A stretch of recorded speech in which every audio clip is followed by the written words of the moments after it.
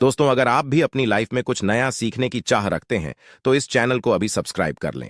हे दुर्गा माता, आपसे हाथ जोड़कर निवेदन है कि आपके इस वीडियो को जो भी लाइक और चैनल को सब्सक्राइब करे उसके जीवन में कभी दुख दर्द मत आने देना। दोस्तों, हमारे हिंदू धर्म में देवी माता रानी के अनेक स्वरूप कहे गए हैं, जिसमें वृक्षों को भीमा देवी के स्वरूप कहा जाता है। तो आज मैं आप लोगों को ऐसे वृक्षों के बारे में बताऊंगा जिनको नवरात्रि में छूना बेहद शुभकारी बताया गया है। नवरात्रि में इनको छूने से शत्रु दोष, कर्ज दोष, गरीबी दोष सब समाप्त होते। नवरात्रि के पावन पर्व चल रहे हैं। नवरात्रि के पावन पर्व में कुछ ऐसे वृक्ष है जो कि देव वृक्ष कहे गए, देवी वृक्ष कहे गए हैं। ये देवी के स्वरूप होते हैं, माता काली के स्वरूप होते हैं। और हमारे धर्म में पेड़ पौधे को देवी देवता मान करके हम इनकी पूजा करते हैं और हमें पूजा भी जरूर करनी चाहिए। साइंस भी कहता है पेड़ पौधे मनुष्यों को फ्री में प्राण वायु प्रदान करते हैं और पेड़ पौधे हमें ऑक्सीजन देते हैं। और हमारे जो कार्बन डाइऑक्साइड होता है उसे ग्रहण करके सभी प्रकार के जितने भी नकारात्मक चीज होते हैं उसे अपने अंदर में स्वयं सोख लेता है और हमें ताज प्रदान करते हैं। तो पेड़ पौधे स्वयं तेज धूप में तपता है लेकिन मनुष्य को शीतल छाया प्रदान करता है। तो नवरात्रि के समय में कुछ ऐसे पेड़ पौधे हमारे धर्मशास्त्र में कहे गए हैं जिनको छूने मात्र से व्यक्ति के बंद किस्मत के ताले खुल जाते हैं, व्यक्ति का सौभाग्य चमक जाता है। हमारे शास्त्रों में पेड़ पौधों को बहुत ही गुणकारी कहा जाता है क्योंकि इनमें साक्षात देवता होते हैं। अनेक बीमारी का उपचार पेड़ पौधों में ही छुपा है, जड़ी बूटी में ही छुपा है। और भगवान श्री कृष्ण ने गीता में स्वयं कहा है कि वृक्षों में मैं पीपल का वृक्ष हूं। पीपल के वृक्ष को वृक्षों का राजा कहा जाता है। इसीलिए कृष्ण भगवान ने कहा पत्ता पत्ता मैं ही हूं, क्योंकि पीपल वृक्ष की जो आयु होती है सबसे ज्यादा होती है, सबसे अत्यधिक होती है। पीपल वृक्ष सर्वशक्तिमान होता है, पूजा पाठ में अत्यधिक इसका महत्व होता है। दोस्तों, इसीलिए भगवान श्री कृष्ण ने गीता में स्वयं कहा है कि मैं वृक्षों में पीपल का वृक्ष हूं। तो चलिए आज मैं आप लोगों को नवरात्रि के समय में छुए जाने वाले वृक्ष के बारे में बताऊंगा। तो जय माता दी अवश्य लिख दीजिए कमेंट में। दोस्तों, हमारे धर्म शास्त्र में अनेक ऐसे वृक्ष हैं जो कल्याणकारी होते हैं, मंगलकारी होते हैं। अगर इस वृक्ष को छू लेते हैं तो आपकी सभी प्रकार की परेशानी है, सभी प्रकार के कष्ट है, यह सब समाप्त हो जाते हैं। खास करके नवरात्रि के समय में इसका असर कई लाख गुना होता है। नवरात्रि के समय को शक्ति का पर्व कहा जाता है। शक्ति पर्व क्यों कहा जाता है? क्योंकि इस समय अचेत जो वस्तु होती है वो भी चेतना युक्त हो जाती है। अर्थात इस समय जो शक्ति हमारे धरती लोक में आ जाती है। नौ दुर्गा को क्या बोल सकते हैं? हम शक्ति बोल सकते हैं। तो माता रानी इस धरा पर आती है, इस पृथ्वी लोक पर आती है तो जीतने भी पेड़ पौधे हैं, जीव जंतु है, चल अचल सभी प्रकार के जो वस्तु है ये सब में प्राणा जाते हैं, न सब में शक्ति निहित हो जाती है, जागृत हो जाती है। तो इस समय कोई भी पेड़ पौधे को जा करके छू दें। खास करके देवी स्वरूप कहे गए जो पेड़ पौधे होते हैं, जा करके आप इसे छू करके आते हैं तो आपके जीवन की परेशानी है, दुख है, तकलीफ है, कष्ट है, रोग है, बीमारी है, कलह है, जीवन में चल रही बहुत बड़ी समस्या है, सब समस्या समाप्त हो जाती है। काल सर्प दोष, मंगल दोष, शनि दोष, राहु दोष तत्काल अपना असर दिखाती है और सब दोष खत्म हो जाते हैं। दोस्तों, आज मैं आप लोगों को 3 पौधों के बारे में बताऊंगा और ये तीनों पौधे देव वृक्ष कहे जाते हैं। वीडियो को ध्यान से देखना। अगर आज की वीडियो मिस कर दी तो फिर सारी जिंदगी आपको पछताना पड़ेगा, क्योंकि नवरात्रि ही एक ऐसा पर्व होता है, एक ऐसा समय होता है केवल 9 दिनों के भीतर। मैं आपको लंबी पूजा पाठ करने की जरूरत नहीं। पति केवल 9 दिनों के भीतर में ही आप अपनी समस्या को, आप अपनी गरीबी को स्वयं अपनी आंखों से समाप्त होते हुए देख सकते हैं।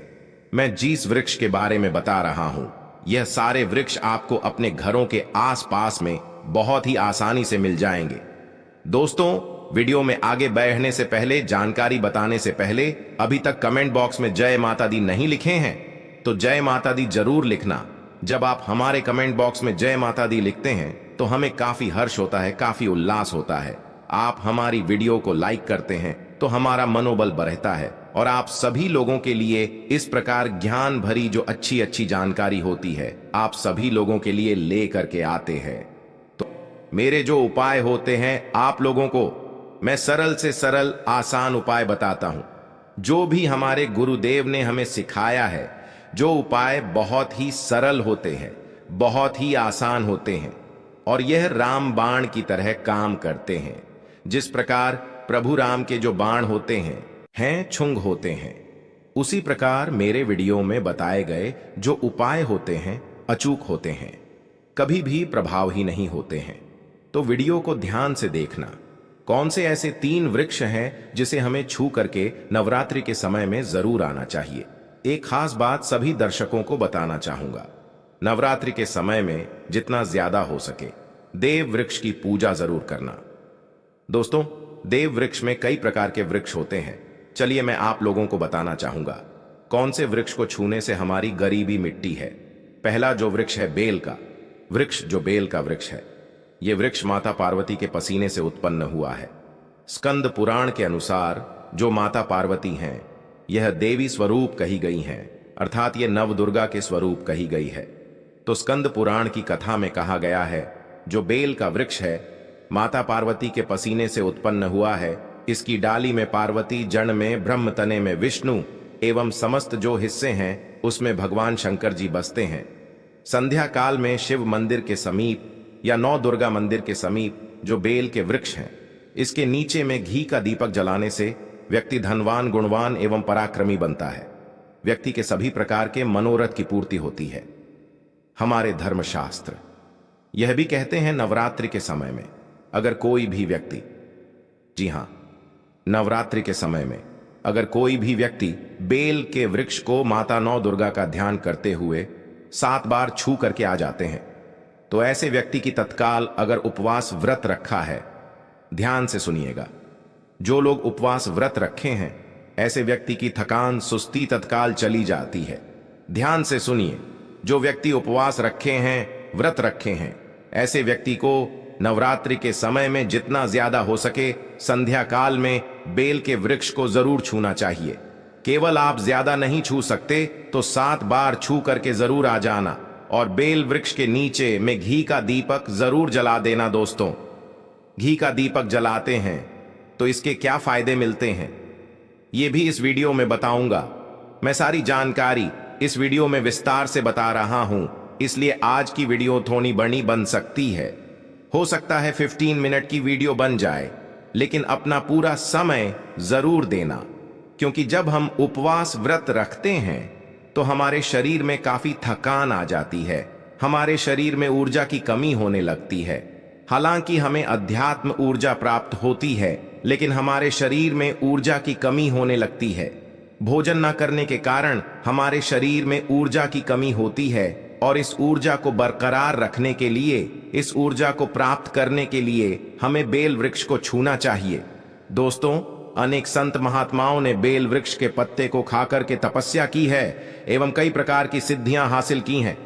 धर्मशास्त्र कहते हैं अगर नवरात्रि के समय में बेल के पत्ते खाए जाएं तो जो व्यक्ति लंबे समय से जो मंत्र के जाप कर रहे हैं, सिद्धि प्राप्त नहीं हो पा रही है, फिर कुछ आप ऐसी सिद्धि को प्राप्त कर सकते हैं जो सिद्धि आपको काफी लंबे समय से प्राप्त बेल के पत्ते खाने से वह सिद्धि जल्दी प्राप्त होती है।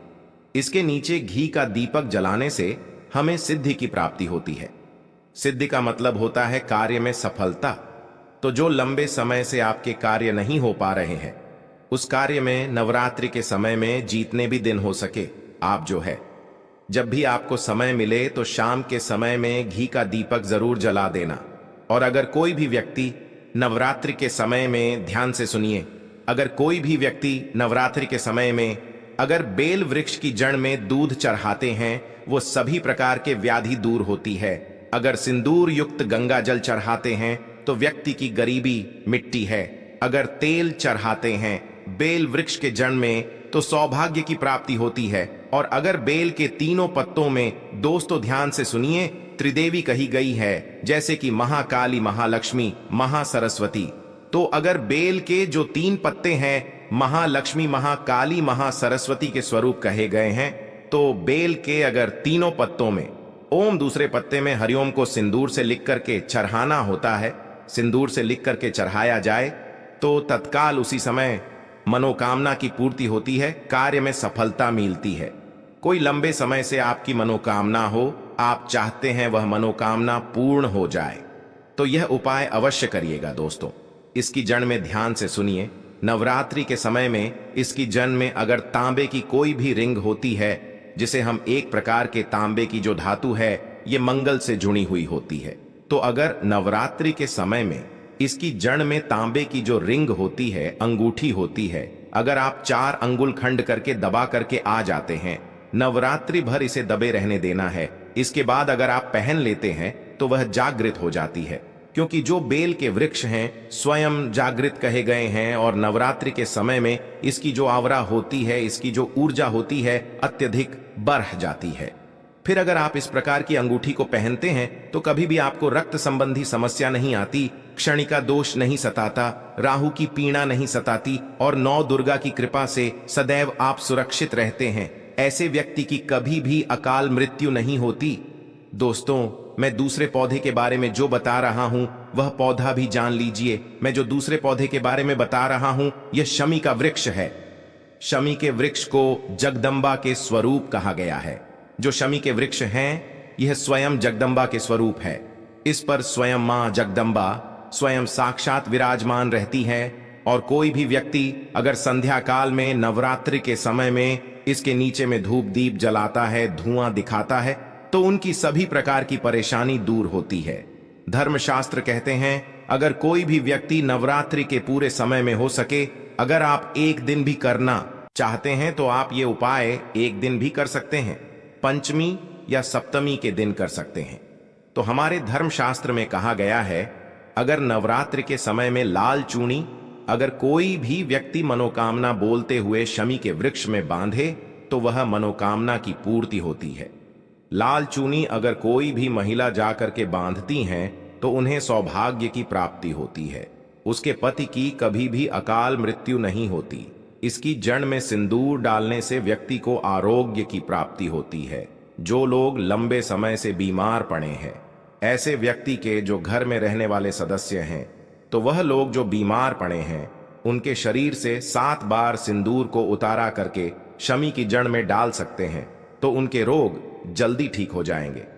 जो लोग लंबे समय से बीमार पड़े हैं या फिर आप बीमारी से बचना चाहते हैं, निरोग रहना चाहते हैं, तो इसकी जड़ में सिंदूर जरूर डाल देना। मनोकामना पूर्ति करने के लिए मैं एक मंत्र बता रहा हूं। इस मंत्र को बोलते हुए शमी के वृक्ष को छूना है। इस मंत्र को बोलते हुए शमी के वृक्ष को छूना है। आप तत्काल नवरात्र के समय में इसका रिजल्ट देखना। जैसे ही नवरात्र समाप्त होगा, आपकी जो मनोकामना है उसकी पूर्ति हो जाएगी। आपकी जो दरिद्रता है वह दरिद्रता समाप्त हो जाएगी। तो मंत्र कौन सा है?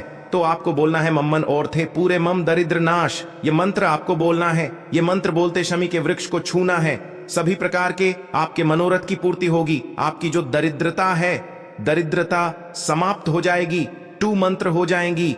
या आपको छूते हुए बोलना है।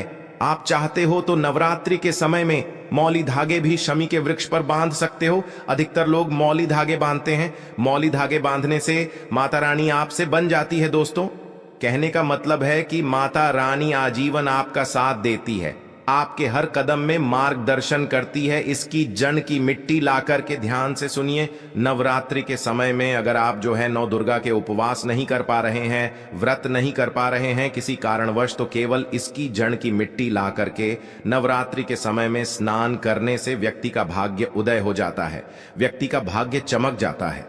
व्यक्ति की जो फूटी किस्मत होती है वह भी चमक जाती है। आप में से अधिकतर लोग बोलते हैं ना कि हमसे लक्ष्मी नाराज हो चुकी है, लक्ष्मी हमारे घर में आना ही बंद कर चुकी है। तो आप चाहते हैं कि लक्ष्मी की कृपा प्राप्त हो जाए, तो नित्य नवरात्रि के समय में इसकी मिट्टी को ला करके नवरात्रि के समय में स्नान करना शुरू कर दीजिए। नहाने वाले पानी में डाल करके स्नान करना शुरू कर दीजिए। आपके शरीर से दोष दूर हो जाएंगे। आपके शरीर से किसी भी प्रकार की पीड़ा है, सकारात्मक शक्ति आपके शरीर में प्रवेश कर गई है, वह भी समाप्त हो जाएगी।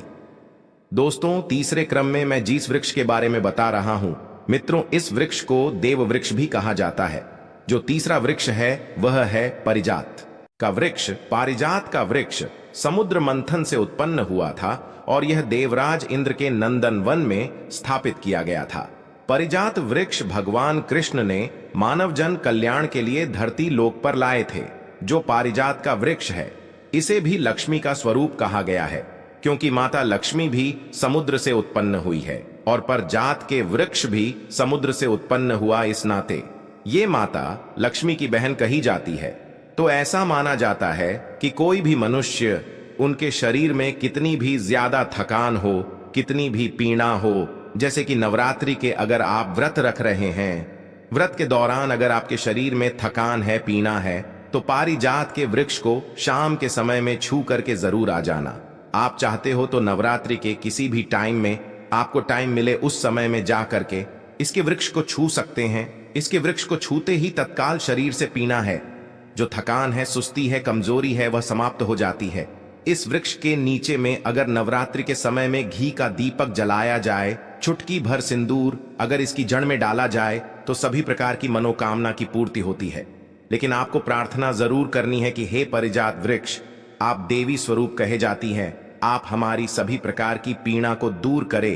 ग्रह दोष है, पितृ दोष है, लक्ष्मी दोष है, इसे आप समाप्त करें। लक्ष्मी स्वयं आपकी बहन है। माता लक्ष्मी का हमारे जीवन में प्रवेश कर जाएं, इस प्रकार का आप हमें आशीर्वाद प्रदान करें। इस प्रकार से आप इनसे जो है मनोकामना बोल सकते हैं, मनोरथ बोल सकते हैं। यह लक्ष्मी की बहन कही गई है क्योंकि समुद्र मंथन से यह उत्पन्न हुआ है। तो अगर आप भी जल्द धनवान बनना चाहते हैं, आपके जीवन में कोई कामना है, कोई कामना अधूरी रह गई है, तो हमने 3 वृक्ष के बारे में बताया है। इन 3 वृक्ष को नवरात्रि के समय में छूना शुरू कर सकते हैं।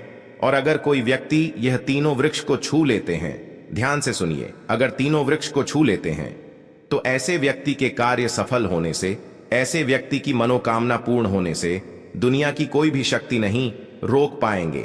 मनोकामना पूर्ति करने के लिए, कार्य में प्रगति प्राप्त करने के लिए, अपनी किस्मत को चमकाने के लिए, सोए हुए भाग्य को जागृत करने के लिए नवरात्रि में ये उपाय जरूर करिएगा।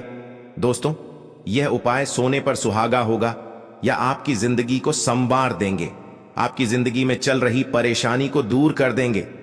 तो यह जानकारी कैसी लगी हमें कमेंट सेक्शन में जरूर बताना और इस जानकारी को अपने तक सीमित मत रखना। इस जानकारी को आगे जरूर शेयर करना, क्योंकि ज्ञान बांटने से ज्ञान बढ़ता है। हो सकता है आप इस वीडियो को शेयर आगे करेंगे तो कोई व्यक्ति नवरात्रि के समय में थकान महसूस करते हैं, पीड़ा महसूस करते हैं, नवरात्रि के समय उनको होती है किसी भी प्रकार के कष्ट होते हैं, तो इन वृक्षों को छू करके सारे कष्टों से छुटकारा पा सकते हैं।